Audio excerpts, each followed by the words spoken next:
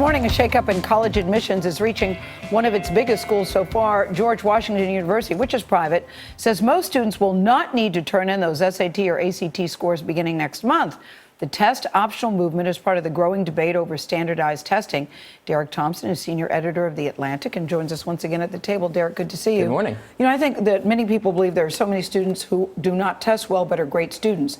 Do you think more colleges are starting to realize that? I think they are. And the great irony of the SAT is that it was invented in the 1920s specifically to be a meritocratic movement, to say that some children are born with privilege and some are not, and we need one way to measure all of them.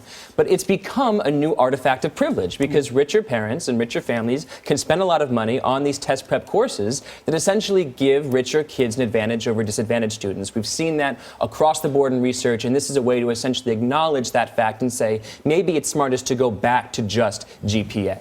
GW says this is going to send a message to prospective students. What's that message? I think they're interested in getting more disadvantaged students. There's a lot of research that says that SAT outcomes correlate very highly with socioeconomic backgrounds. So on the one hand, this is a way to essentially take this enormous pool of smart, disadvantaged students and get them to apply. On the other hand, I think that there's an ulterior motive. And that ulterior motive is this. Think about what happens when you stop forcing people to submit their test scores.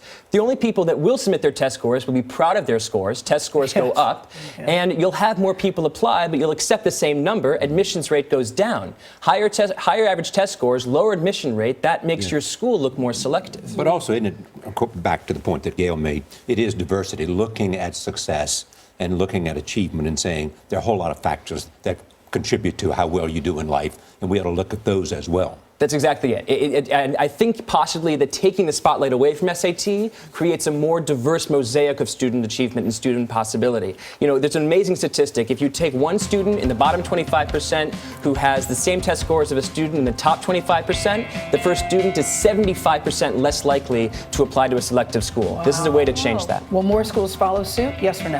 I think they will. They already are. Okay, the music is playing you off. Thank you, Derek. Good to see you.